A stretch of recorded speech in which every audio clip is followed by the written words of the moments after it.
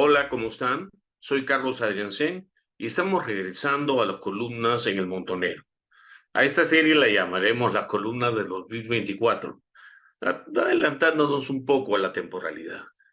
Y por el tiempo y por el tipo de programas que hoy día nos ocupa, lo que quisiera darles es una una herramienta para entender lo que nos está pasando hoy día en medio de todos estos escandaletes que para el Perú son algo así como parte del clima. El tema que nos ocupa esta vez son los antivalores del Perú actual. Por amor de Dios, no me he vuelto profesor de pedagogía. Hablo de valores en términos muy concretos y sobre todo hablo y pretendo enfocar con ustedes la importancia de los valores en el desempeño económico nacional y cómo los antivalores en los que hemos caído nos están llevando directamente al más profundo y longevo declive económico. Resulta muy importante que tomemos esto en cuenta porque no se trata de cambios ni de políticas ni de personas, sino un cambio mucho más profundo, la cabeza y el accionar de los peruanos, sus antivalores. Como les dije, esta vez vamos a enfocar la data y las implicancias de los antivalores del Perú actual. Para eso, tanto como es importante hablar de lo que sería un valor o un antivalor, implica también hablar del Perú actual. Y esto es lo que hace básicamente la primera eh, hoja de esta presentación.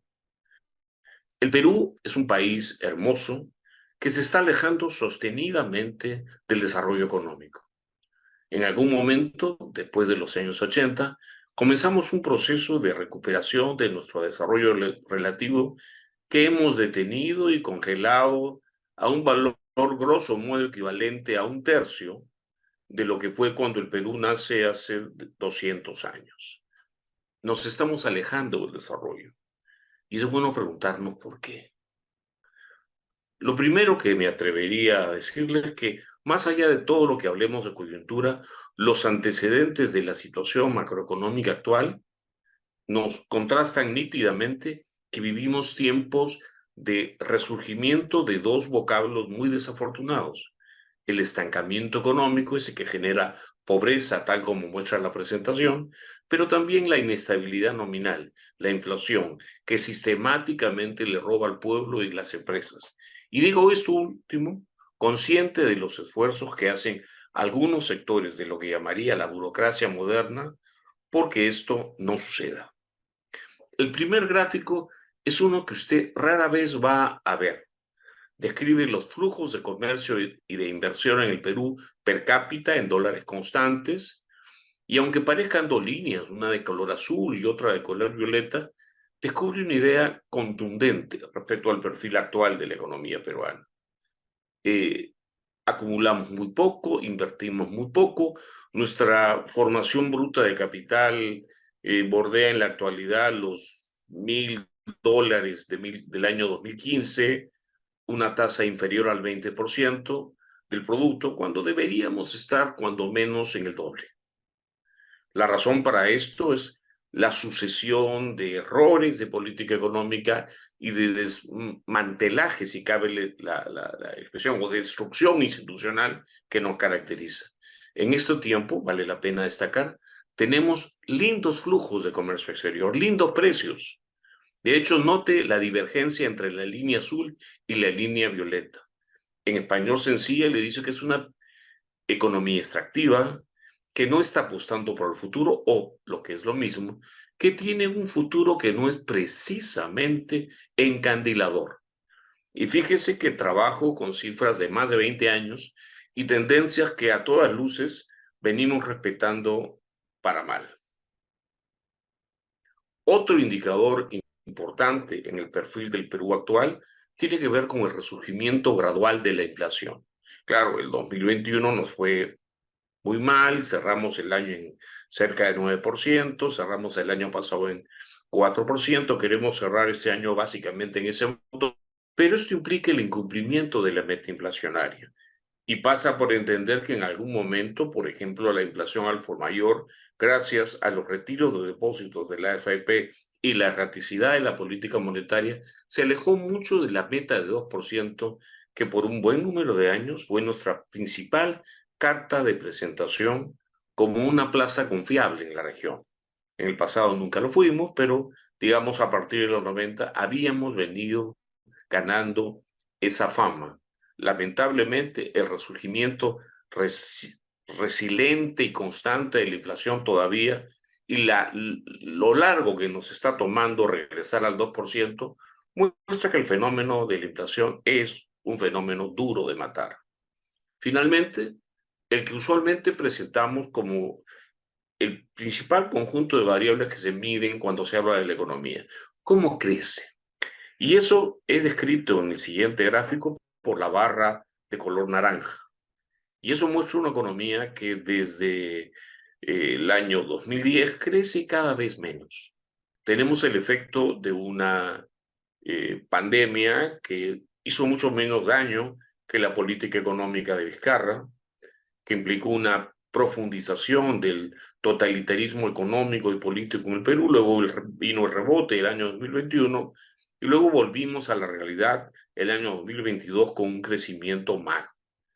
Pero todos miramos eso y esperamos para ese año un crecimiento negativo cuando nos damos cuenta, o no nos damos cuenta, perdón, que nuestro nivel de desarrollo relativo, lo que mide la línea violeta, esa recuperación o milagro peruano del que habló mucha gente, se ha congelado y lo que es peor, tiene una tendencia deprimente.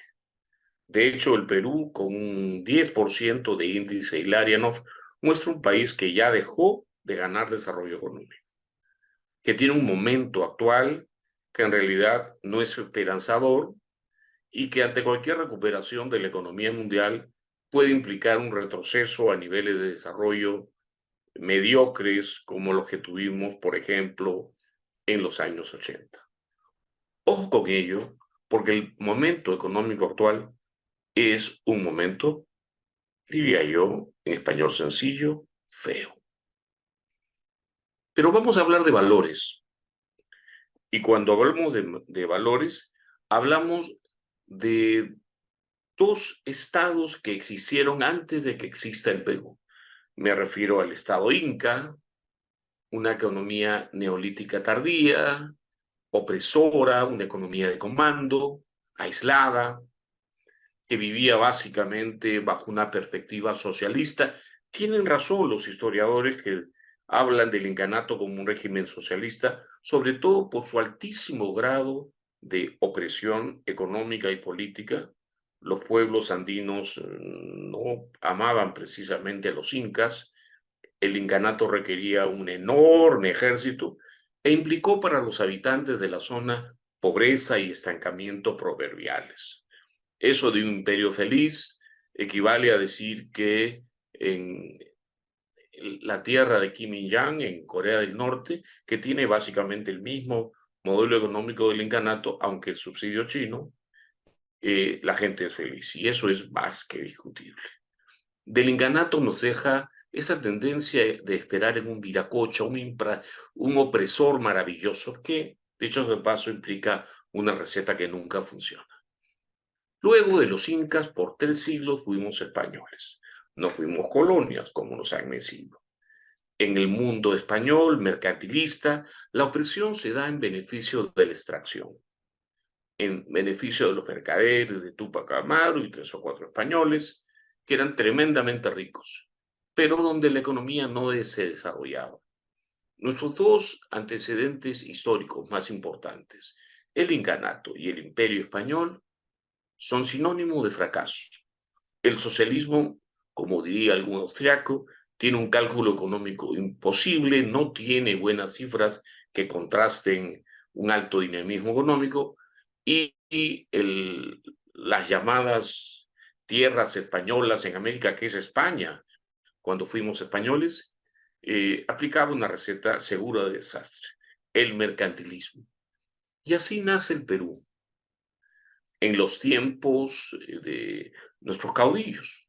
Tuvimos más de 200 años caudillos que soñaron siempre con que éramos una potencia, cuando en realidad fuimos sistemáticamente víctimas de gobiernos que duraban algo más de un año. Luego vienen la colección de gobiernos socialistas, mercantilistas y mercantilistas socialistas que tenían como elemento común con el incanato y el virreinato la opresión de nuestro pueblo.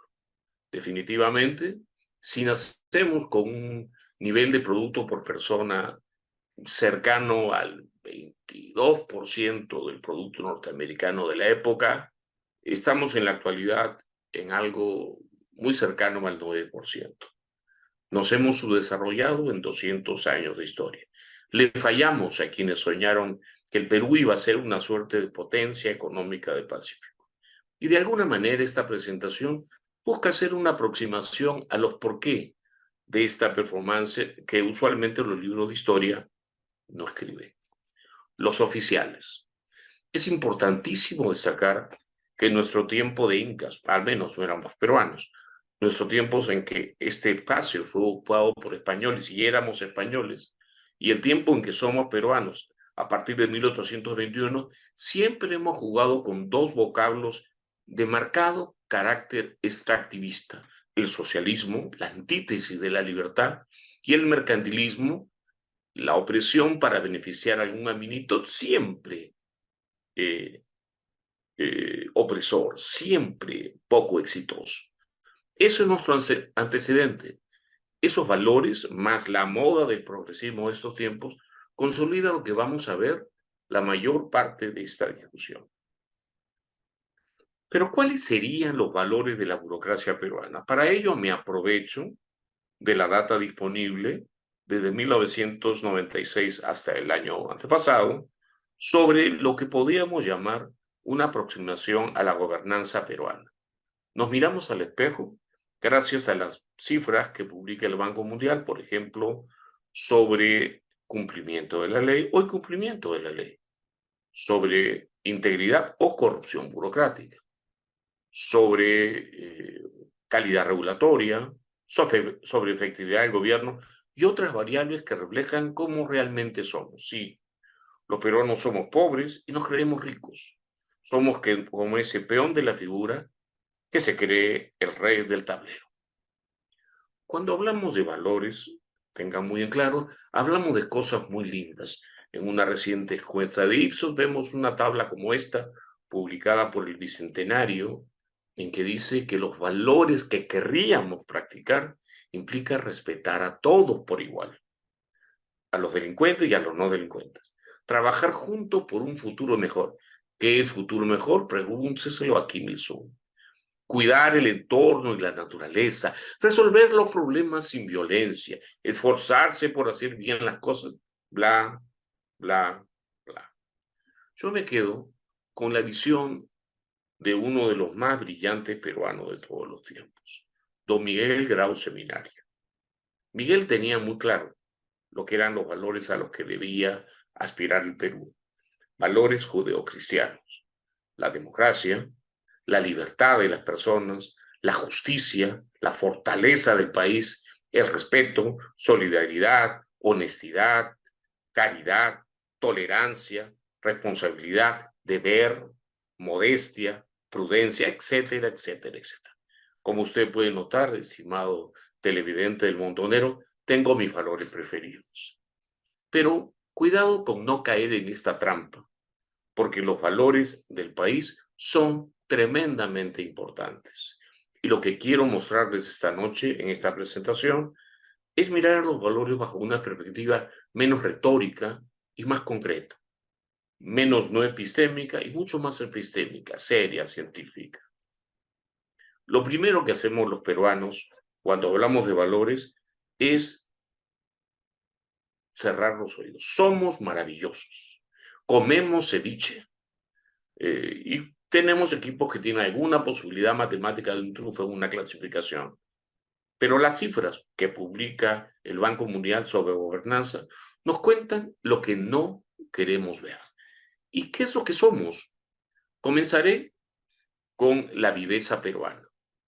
En el Perú, en 35 años, vea usted el gráfico, 10, 20 años al menos, hemos sido tremendamente incumplidores de la ley. En realidad, en el Perú, uno es vivo cuando no respeta a los demás y a la ley. Un valor clásico cristiano. Otra cosa importante es que en el Perú también la violencia es ideológicamente tolerada. Cuando alguien quiere tomar una propiedad privada, tomar una carretera, supuestamente uno es un pobre peruano que tiene el derecho de reventarle la vida a los demás.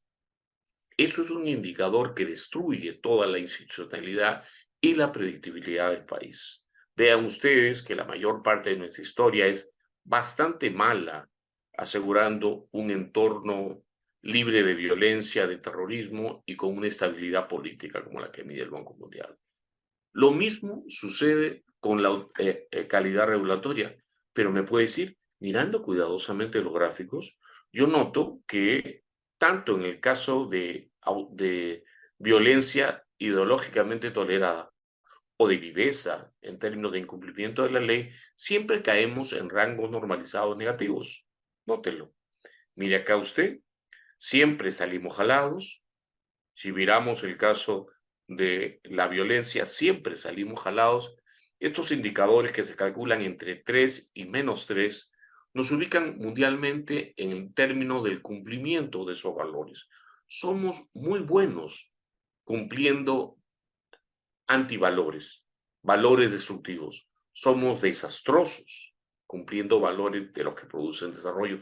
Pero vean ustedes, como tenemos islas de excelencia en Lima, tenemos valores ligeramente positivos en términos de calidad regulatoria.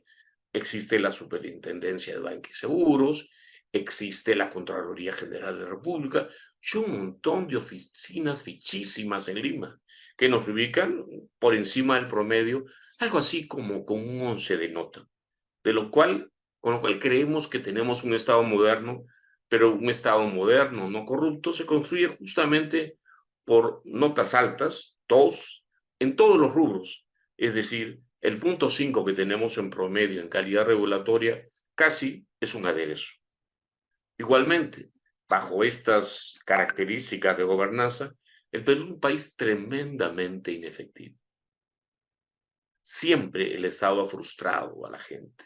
Le da la educación que todos conocemos, la salud que todos conocemos, el orden público, seguridad ciudadana que todos conocemos, pero esto es parte de nuestra propia tolerancia a un gobierno que no respeta nada, a un elector que tiene desapego por su propio país, que en lugar de tener un famoso déficit de Estado, tiene un superávit de Estado inefectivo.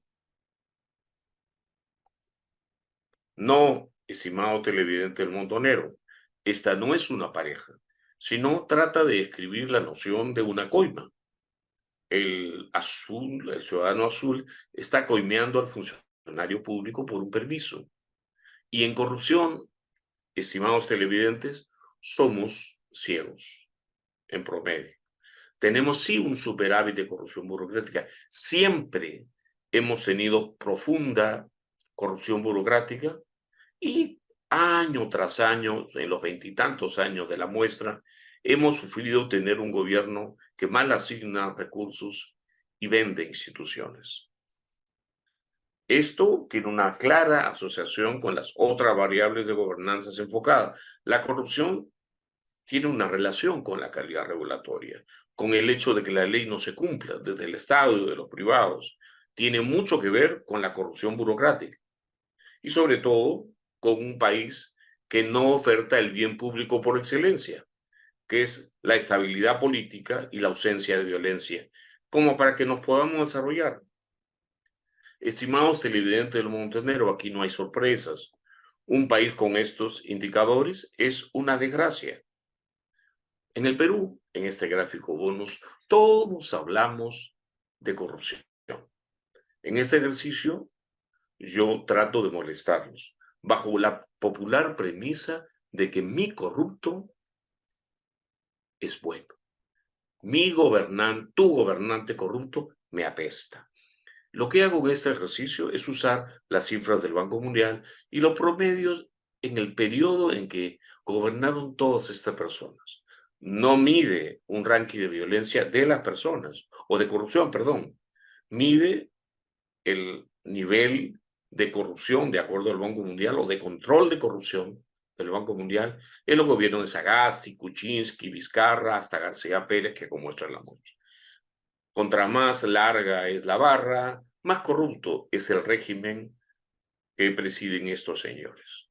Sí, señores, de acuerdo a cifras que yo no he construido, que publica el Banco Mundial, los gobiernos peruanos más corruptos o las administraciones más corruptas han sido la de Sagasti Haller, de Kuczynski Godard y de Vizcarra Cornejo. Yo sé que puedo estar rompiendo corazón, pero a mí como economista eso no me molesta.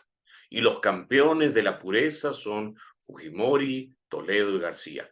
Si alguien se está riendo, no es así. Estos son los hechos. Pero alguien me puede decir, pero ¿por qué no usa, por ejemplo, las cifras de Transparencia Internacional? Y preguntas la misma interrogante.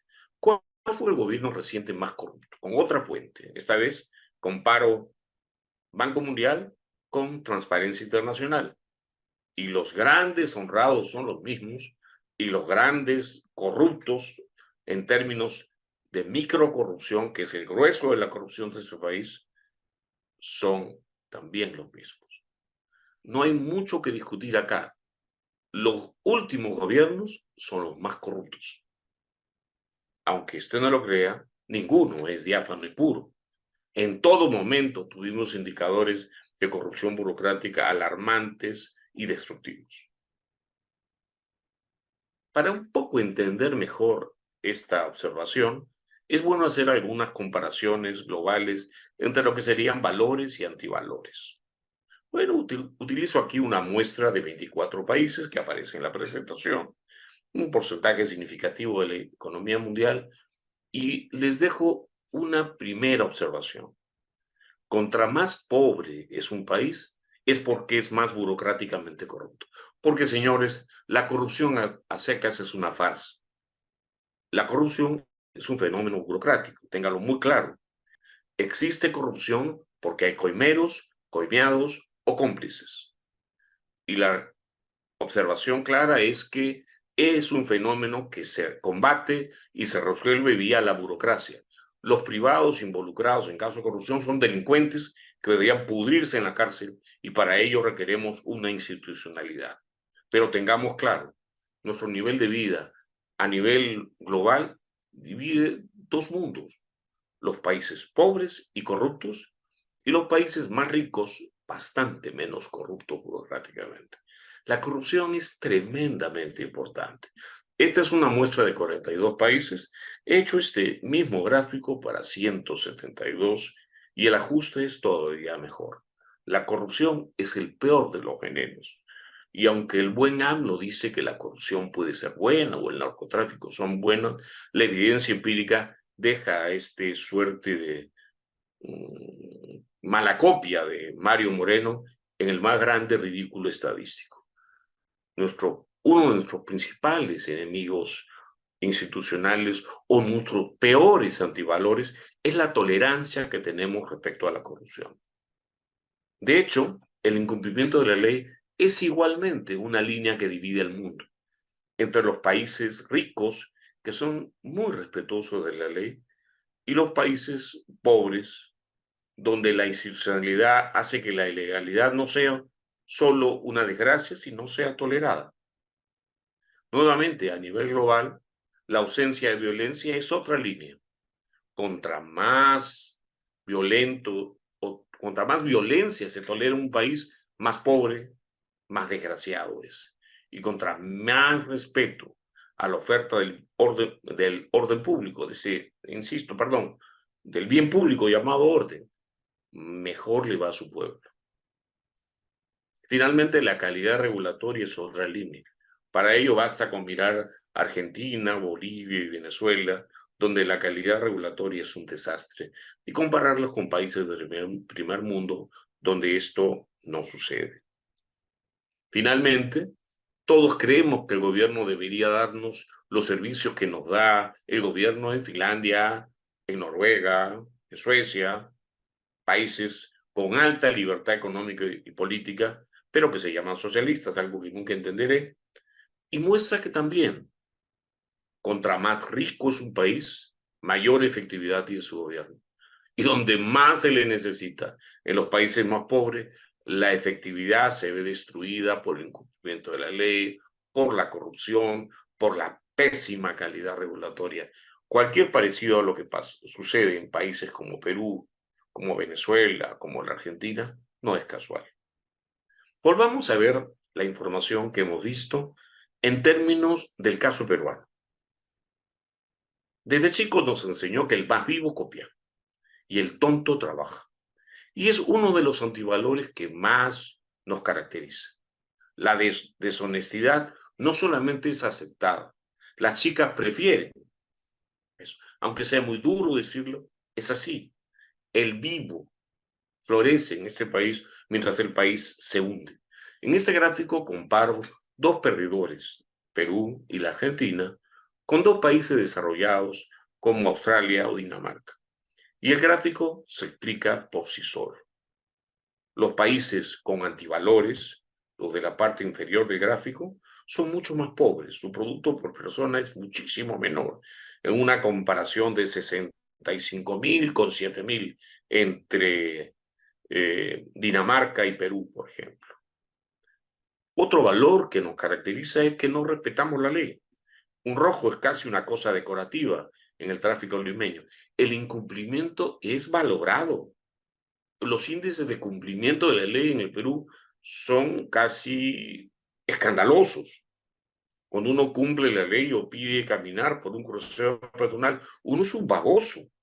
Vea usted la comparación entre la tasa de inversión en estos países, donde la ley se cumple, y en países como Perú y la Argentina, donde la ley no se cumple. Octavio Paz, ese gran mexicano, decía algo que todos debemos tener muy claro. El subdesarrollo es el incumplimiento de la ley. Pero acá, en México, en Argentina, el que se la da de vivo es tremendamente valorado en nuestra parafernalia.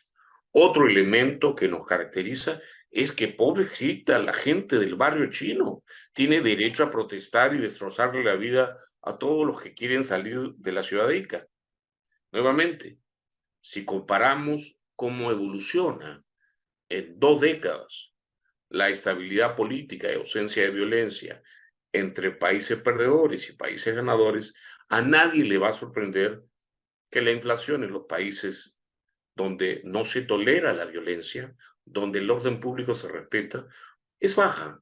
Y en países como Argentina o Perú, fluctúa entre 5 en el Perú y 160% en la Argentina en estos días. Pero aquí nos encanta engañarnos. Nos encanta hablar de nuestras islas de excelencia. Ociñamín, el Banco Central y otras instituciones en las cuales hay que reconocer son eso, islas. No cambian el panorama. Uno sale de Lima y esto se sigue contrastando. Fíjense la diferencia de calidad regulatoria en países desarrollados y países perdedores como Perú y la Argentina. ¿Qué le voy a decir del antivalor de toda moda? En estos días todos vamos a ver la pelea de grupos de interés a través de la fiscalía y seguramente algún banco, alguno de los dos bandos va a prevalecer, pero nada va a cambiar. Vamos a cambiar de personas, pero nada va a cambiar porque seguimos teniendo los mismos antivalores en un segmento tremendamente importante para el desarrollo del país, como es el sector público. Contrastan la efectividad de un gobierno que tampoco atiende a los enfermos en cualquiera de las zonas rurales en el país y que tiene tanto por mejorar en todos sus planos de oferta y que llega a absorber en la actualidad más de 1/3 del producto en términos de los recursos que nos quita. Tenemos ideológicamente desde la escuela una tremenda tolerancia a la inefectividad, a la corrupción. Nos las han inapulado desde kindergarten. El Perú es un país de colas y de mayor subdesarrollo en estos tiempos, a pesar de que un famoso congresista, perdón, a lo mejor va a ser congresista en el futuro, comentarista radial, el señor Lucas repite cada 5 minutos que el gran progreso del Perú se da en medio de creciente desatención social. Señor Lucas, ubíquese. Hace 10 años que no crecemos. si usted se quedó un poquito desactualizado. Y el fondo de esta parte de la presentación nos recuerda a la mente más lúcida del siglo pasado, la señora Hannah Arendt, quien nos recuerda algo que nosotros no sabemos. El subdesarrollo es una ideología. Con una ideología opresora nos reventamos. Si no respetamos a nuestro pueblo, no le damos gobierno, no le damos un gobierno íntegro, no corrupto, no hacemos valer la ley, entonces usted va a ver un país donde la violencia paga. En el lado ideológico queda muy claro que explica esta historia. Se construye un índice de opresión. En realidad debí ponerles un índice de libertad económica y política promediada por las fuentes de Heritage Foundation o Freedom House. Pero saben, ustedes están dispuestos a perder su libertad por una fruna o por un chocolatito. Entonces digo, ¿qué cosa le puede gustar a los lectores del Montonero? No les gusta la opresión. Entonces hago el complemento de estos índices con el índice de opresión y ustedes ven que la causa madre de la corrupción en el Perú se asocia al nivel de opresión de los gobiernos. Todos quieren una mayoría congresal, todos quieren quebrar la separación de poderes y obviamente la historia peruana contrasta para qué. Muy bien, para redondear este panorama y ya ir cerrando esta presentación, sí, señores, les cuento que somos un avión en picada y que esto mucho tiene que ver con el vínculo entre el cumplimiento de la ley y nuestro nivel de producto por persona o pobreza que tienen una alta correlación. Lo mismo sucede con la calidad regulatoria, lo mismo con la corrupción burocrática y sobre todo, si lo miramos econométricamente, nos muestra que cualquier estadístico que mide la influencia de cualquiera de las variables que hemos discutido sobre el nivel de pobreza o el nivel de crecimiento, monta en todos los casos estadísticos significativos. Frente a este laberinto del fondo de esta presentación, el camino es muy sencillo.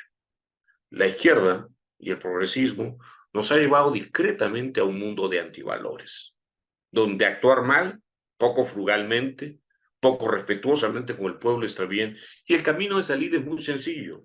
Más que ningún paquete estadístico, implica transitar hacia valores valores judeo-cristianos.